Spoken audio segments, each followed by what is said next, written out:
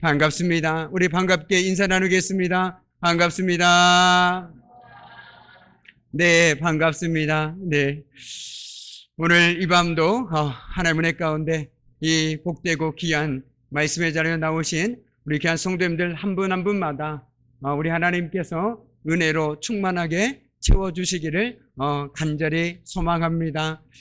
저는 다 알지 못하지만 우리 하나님께서는 다 아시지 않습니까? 어떤 상황에 있는지, 어떤 마음인지, 어떤 처지에 있는지 우리 하나님께서는 다 아시오니 오늘 이 밤 우리가 예배를 마치고 돌아갈 때 하나님의 그 어루만지심과 또한 하나님의 은혜를 누리며 돌아갈 수 있는 저와 여러분이 되기를 간절히 소망하면서 오늘 준비한 말씀 함께 나누도록 하겠습니다.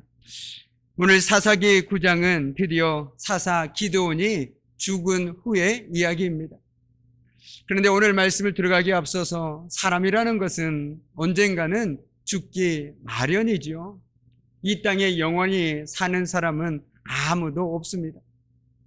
그런데 오늘 기드온은 그가 살아있을 때는 어떻을지 모르겠지만 그가 죽고 난 이후의 삶은 그리 좋아 보이지만은 않습니다. 그렇다면 우리 역시 마찬가지로 언젠가는 하나님께서 우리를 부르셔서 하나님 품에 안기게 될 터인데 우리가 지나가고 난 그 후의 자리에 과연 어떤 얘기들이 남아지기를 소망하고 계십니까? 바라기는 우리가 지나가고 난 자리, 우리가 이 땅에서 살아가고 난 후에 하나님 품에 안겼을 때에 정말 많은 사람들에게 믿음의 본을 보일 수 있는 그런 삶을 살아갈 수 있다면 얼마나 좋을까? 그리고 두고두고 회자되어 줄 수 있는 그런 사람이 된다면 얼마나 복된 인생일까 생각해 봅니다. 세상적으로 많이 가지지 못했던 믿음만은 욕심을 내었으면 좋겠습니다. 그래서 두고두고 믿음 안에서 정말 그 사람을 빼놓고는 얘기할 수 없는 저와 여러분 그런 삶을 살아낼 수 있기를 주님의 이름으로 간절히 축복합니다. 아멘. 오늘 사사 기드온이 죽은 후에 여룻바알의 아들 아비멜렉이라는 인물을 다루고 있는 것이 바로 오늘 우리가 읽은 말씀입니다. 일찍이 여룻바알은 기드온의 별명으로서 바알과 다퉜다, 바알과 싸웠다라는 의미입니다. 기드온은 바알의 우상을 쓰러뜨리고 얻은 별명이었지요. 이처럼 기드온은 우상을 제거하고 미디안의 손에서 이스라엘을 구원했던 인생을 살았던 참으로 믿음의 사람이었습니다. 그러나 하지만 안타깝게도 끝까지 믿음으로 살지는 못했습니다. 그 가운데 하나가 바로 오늘 말씀에 기록되어 있는 것처럼 많은 아내와 첩을 두었던 것입니다. 그에게는 무려 70명의 아들이 있었고 이외에도 첩의 아들이 있었습니다. 아비멜렉은 외조부 집안이 있는 세겜으로 가서 이제 자신이 왕으로 추대되어야 한다라고 선동을 합니다. 여기에 그치지 않고 그는 혈연을 강조합니다. 그리고 이렇게 말하지요. 나는 너희와 골육임을 기억하라라는 것입니다. 한마디로 당신과 나는 한 핏줄이 아닙니까? 나를 왕을 세우지 않으면 과연 누굴 왕으로 세울 것입니까? 이렇게 말하고 있다는 것이죠. 이렇게 아비멜렉은 외삼촌의 도움을 받아서 세겜의 모든 사람들의 마음을 사로잡습니다. 그래서 왕권을 도절 위해서 필요한 정치 자금도 은 70개를 그들로부터 기부받았습니다. 이 모든 일이 욕심 때문에 비롯된 것이었습니다. 왕이 되고자 하는 욕심 때문에 자기 형제를 죽이는 끔찍한 죄를 저질렀습니다. 한 명도 아니요, 두 명도 아니요, 무려 70명에 이르는 형제를 죽였다는 것이죠. 물론 배다른 형제이겠지만 그래도 사람을 죽인다라는 건 얼마나 끔찍한 일입니까? 이처럼 그는 악한 방법으로 왕이 되었으나 그의 권세는 오래가지는 못했습니다. 나중에 성경 말씀에 보면 그는 전투 중에 여인이 던진 맷돌에 맞아서 생을 마감하는 참으로 굴욕을 당하게 됩니다. 우리가 알고 있는 것처럼 그 당시에 죄송하지만 여인은 사람 축에도 헤아리지 못하는 그런 신분이지 않았습니까? 그런데 그 여인에게 그것도 맷돌에 맞아서 죽음을 맞이하고 말았다라는 것이죠. 악한 자들이 수단과 방법을 가리지 않고 권력을 도적질해도 역사의 주인이신 하나님이 반드시 심판하십니다. 악인들은 하나님의 눈에 보이지 않으니 하나님을 무시합니다. 자신들의 곤모술수로 세상을 가질 수 있다고 믿고 행하지만 스스로 멸망을 자초할 뿐이죠. 성도는 하나님의 심판을 결코 망각해서는 안 됩니다.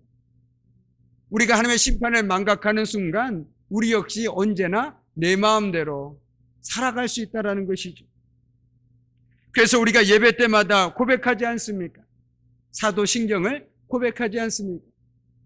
거기에 보면 산자와 죽은 자를 심판하러 오시리라 라고 우리는 고백합니다.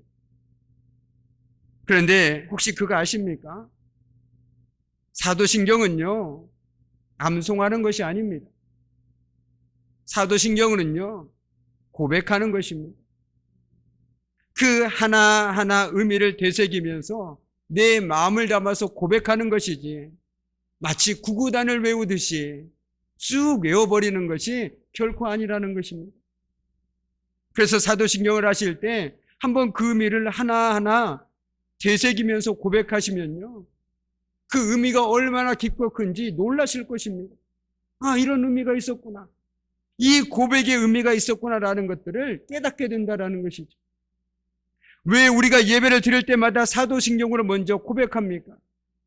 이 고백에 없다라면요, 우리가 드린 예배는요, 하나님의 기뻐 받으신 예배가 될 수가 없습니다. 그러므로 앞으로 사도신경을 고백하실 때 익숙해서 그냥 외우듯이 하지 마십시오. 조금 천천히 해도 괜찮습니다. 거기에 하나하나 의미를 되새기시면서 내 마음을 담아 고백하시기 바랍니다. 그렇다면 우리는 분명 고백할 수 있지 않습니까? 하나님의 심판이 반드시 있다라는 사실을 말이죠. 그런데 우리는 이것을 너무나도 잊고 살아갑니다. 아니, 하나님의 심판이 없는 것처럼 살아가고 있다라는 것이죠. 그러나 입으로는 날마다 고백합니다. 뭐라고요? 산자와 죽은 자를 심판하러 오십니다 라고 말이죠. 앞뒤가 안 맞지 않습니까? 고백과 삶이 너무 다르지 않습니까? 기억하시기 바랍니다. 사도신경은 암송하는 것이 아니라 고백하는 것입니다. 그러니 그 의미를 되새기면서 날마다 우리가 고백할 때 우리는 두렵고 떨리는 마음으로 우리의 삶을 살아갈 수밖에 없다는 것이죠. 그리고 그 하나님이, 우리가 고백하는 하나님이 어떤 하나님이신지를 우리는 다시 한번 깨닫게 되어집니다. 오늘 저녁에 한번 가셔서 사도신경을 한번 혼자 천천히 그 의미를 되새기시면서 한번 고백해 보십시오. 그러면 그 안에 감춰진 보물을 발견하게 될 것입니다. 그리고 왜 예배 때마다 이 고백을 드려야 하는지를 깨닫게 될 것입니다. 그리고 오늘 그 시간을 가질 때 하나님에게 그 귀한 깨달음을 주시기를 주님의 이름으로 간절히 축복합니다. 아멘. 우리 삶 속에 하나님께서 반드시 선악간에 심판하시리라, 이 믿음의 고백이 있다라면요, 우리는 하나님 앞에서 언제나 두렵고 떨리는 마음으로 살아가게 될 것입니다. 그리고 불의와 죄와 탐욕을 멀리하게 될 것이라는 것이죠. 결코 우리는 이런 욕심에 이끌려 사는 삶을 살지 말아야 된다는 것입니다. 믿음으로 시작한 우리의 삶이 끝까지 믿음으로 마무리될 수 있도록 우리는 늘 영적으로 깨어 있어야 되는 것입니다. 오늘 아비멜렉이 기드온의 아들들을 죽였을 때 유일하게 살아남은 아들이 있었습니다. 요담이었죠. 그는 아비멜렉이 세겜에서 왕이 되었다는 사실을 전해 듣고 그리심산 정상에 서서 소리를 높여 외쳤습니다. 세겜 사람들아, 내 말을 들으라. 그리하여야 하나님이 너희의 말을 들으시리라 라고 말이죠. 그런데 여기서 참으로 궁금한 것은 이 요담은 세겜 사람들을 향해서 말하고 있다라는 것입니다. 아비멜레가 내 말을 들으라라고 말하고 있지 않다라는 것이죠. 그 이유는 모르겠습니다. 아비멜렉이 두려워서 그랬을 수도 있겠죠. 그러나 더 중요한 것은 그를 왕으로 추대한 사람이 누구였습니까? 바로 세겜의 사람들, 세겜의 지도자들이 아니었습니까? 그들을 지금 깨우치고 있는 것입니다. 그러니까 오늘 요담은 뭐라고 얘기하고 있는 것이냐면, 세겜 사람들아 깨어라, 너희들은 지금 잘못된 선택을 하고 있다라고 말하고 있는 것입니다. 그리고 마치 우리 주님처럼 그는 한 이야기를 들려줍니다. 여기 나무들이 왕을 세우기 위해서 4종류의 나무를 찾아가는 내용입니다. 감람나무, 무화과나무, 포도나무에게 가서 왕이 되기를 요청합니다. 우리의 왕이 되어 주십시오. 그런데 이 3종류의 나무는 왕이 되기를 거절합니다. 나는 왕이 되지 않겠습니다 라고 말이죠. 우리가 여기서 눈여겨봐야 할 것은 이 비유를 통해서 왜 새 나무는 왕이 되기를 거절하였느냐 하는 것입니다. 그들은 이 땅에서 이미 자신들의 소명을 발견했기 때문입니다. 쉽게 얘기한다면 자기들이 이 땅에 존재하는 목적을 분명히 알고 있었다라는 것이죠. 내가 어떻게 살아야 하는지, 내가 무엇을 해야 하는지 너무나도 잘 알고 있었다는 것입니다. 그렇기 때문에 한눈을 팔 겨를이 없었다는 것이죠. 그래서 자기 본분에 충실하려고 합니다. 감람나무는 기름으로 하나님께 봉사합니다. 그러니 다른 일을 욕심낼 여지가 없는 것이죠. 하나님께서 나에게 일을 맡기셨으니 나는 일을 해야지 다른 일을 할 겨를이 없습니다. 또 무화과나무는 어떻습니까? 열매 맺는 일을 하나님이 주신 일로 생각하고 있습니다. 그러니 왕이 될 생각이 전혀 없는 것이죠. 또 포도나무는 어떻습니까? 자기같이 형편없는 나무에 이렇게 엄청난 열매가 맺히는 것만으로도 너무나도 과분합니다. 그는 이 포도 열매로 사람들을 기쁘게 하는 것을 소명이라고 생각합니다. 그러니 어떻게 다른 생각을 품을 수 있겠습니까? 이것은 하나님께서 나에게 시키신 일이니 나는 이걸 하기도 바쁩니다. 나는 왕이 될 수가 없습니다라고 말하고 있다는 것이죠. 하나님의 백성들의 특징은 이처럼 모두가 하나님 앞에서 크고 작은 할 일들이 있으며 거기에 만족한다라는 것이죠. 저와 여러분 역시 하나님 앞에서 하나님께서 나에게 주신 크고 작은 일들이 있지 않습니까? 그리고 거기에 만족한다는 것이죠. 그들은 자기 경계를 넘어서는 것을 죄라고 생각합니다. 자기 일로 만족하고 자기가 가진 것으로 만족합니다. 그런데 안타깝게도 오늘 가시나무는 어떻습니까? 가시나무는요, 땔감으로밖에 쓰이지가 않습니다. 가시나무는 태양의 뜨거운 빛을 가릴 만한 나뭇잎이 없습니다. 우리 주변에서 가시나무 많지 않습니까? 그런데 오늘 말씀에 뭐라고 얘기합니까? 자신의 그늘에 피하라 라고 말합니다. 가시나무에 가까이 가면 뜨거운 열기를 피할 수 있을까요? 아니요, 피할 수가 없습니다. 오히려 온몸이 날카로운 가시에 찔릴 수밖에 없습니다. 우리 주변에도 가시나무에 같은 사람이 얼마나 많이 있습니까? 자기도 비참해지고 남도 비참해지게 만드는 사람, 자신도 자신을 괴롭히고 그렇게 남도 괴롭히는 사람들, 남의 상처를 찔러대고 자신도 가시 때문에 아파하는 사람들. 그런데 그런 사람들이 묘하게 지도자가 되겠다는 것입니다. 오늘 말씀에 그런 가시나무와 같은 가 바로 아비멜렉을 의미하고 있습니다. 그러므로서 요담이 아비멜렉을 왕으로 세운 세계 사람들의 그 어리석음을 꾸짖고 있는 것입니다. 그렇다면 요담이 이 비유를 통해서 진짜 하고 싶었던 말이 무엇일까요? 왜 그동안 이스라엘 사람들이 스스로 왕이 되려고 하지 않았는지 생각해 보라는 것입니다. 그들이 왕이 되려고 하지 않은 것은 각자 하나님께 받은 귀한 소명이 있었기 때문이었습니다. 그렇습니다. 하나님께서 나에게 주신 그 이상의 생각을 품는 것이 욕심이고 교만인 것이죠. 그래서 우리에게 중요한 것은 우리의 마음의 생각이 어떠하냐라는 것입니다. 생각이 온전하지 못하면 결코 바른 길을 갈 수가 없습니다. 바른 생각을 가지고 바른 길을 가고 싶으십니까? 그렇다면 하나님의 마음에 내 생각을 맞춰야 하는 것이겠죠. 하나님의 마음에 내 마음이 잘 조율되어야 하는 것입니다. 기타도 잘 조율되어야 아름다운 소리가 나지 않습니까? 마찬가지로 우리의 마음도 하나님의 마음에 잘 조율되어야 우리 삶을 통해서 하나님께서 기뻐하시는 아름다운 소리가 나는 그런 삶이 되지 않겠습니까? 세상에서 가장 듣기 싫은 소리가 무엇입니까? 여러 가지가 있겠지만 조율되지 않는 기타 소리 혹시 들어본 적 있으십니까? 쨍쨍거리는 소리 들어본 적 있으십니까?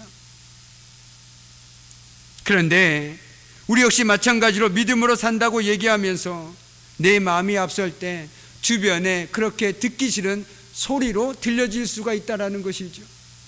나는 믿음으로 산다고 얘기하는데, 나는 믿음으로 말한다고 얘기하는데 주변 사람들에게는 그런 소음으로 들릴 때가 있다는 것입니다. 왜 그렇습니까? 하나님의 마음이 조율되지 않았기 때문에 그렇다는 것이죠. 하나님의 마음이 아니라 내 마음이 앞서기 때문에 그렇다는 것입니다. 그렇다면 우리가 어떻게 하면 내 마음을 잘 조율할 수 있을까요? 우리는 이미 알고 있습니다. 매일의 삶 속에서 하나님의 말씀을 가까이 하고 기도하는 시간을 갖는 것입니다. 말씀을 통해서 하나님의 뜻을 아는 것이죠. 그리고 기도하는 시간을 통해서 내 마음을 자꾸만 내려놓는 것입니다. 비우는 것입니다. 포기하는 것이죠. 하나님, 내가 죽고 예수로 살게 해주십시오. 내 생각과 경험을 내려놓게 하시고 하나님의 말씀을 앞세울 수 있도록 하나님 도와주십시오. 그런 기도가 쌓이고 쌓일 때 우리 역시 우리 주님께서 기도하셨던 것처럼 주님, 내 뜻대로 하지 마시고 아버지 뜻대로 이루어 주십시오라고 믿음으로 기도할 수 있지 않겠습니까? 이것은 어느 날 갑자기 이루어질 수 있는 기도가 결코 아닙니다. 우리 주님 역시 3년 동안 공생 기간 동안에 매일 기도하셨다라고 성경에 기록하고 있지 않습니까? 그리고 그 고난의 절정에서 우리 주님은 모든 것을 하나님께 맡길 수 있었습니다. 기도하는 시간을 통해서 이미 하나님의 마음과 주님의 마음이 하나가 되었기 때문에 가능했다라는 것이죠.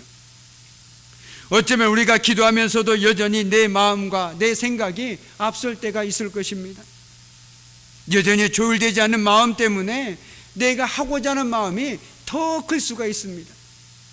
오늘 마치 아비멜렉처럼 인간적인 방법으로 무엇인가를 자꾸만 하려고 할 수도 있을 것입니다. 특별히 하나님께서 저에게 주신 것 중에 이런 마음을 주셨습니다. 기다림의 미학이라고 아십니까? 기다림의 미학. 하나님의 일은요, 기다리는 사람인 것입니다. 하나님의 일은요, 기다릴 수 않는 사람이 은혜를 누릴 수 있습니다. 성급하면 성급할수록 그 은혜를 누리기가 참 어렵다라는 것이죠. 성급하다는 건 바꿔 얘기하면 뭔 말하고 똑같습니까?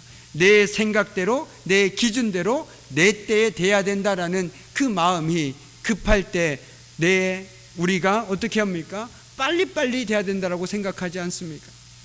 기다림의 미학은 무엇입니까? 그냥 하나님의 손에 올려드리는 것입니다. 하나님께 구하고 하나님의 손에 올려드리는 것입니다. 그 영성이 깊으면 깊을수록 그 사람의 믿음이 깊어질 수밖에 없는 것이죠. 저와 여러분에게 그 기다림의 영성이 있기를 원합니다.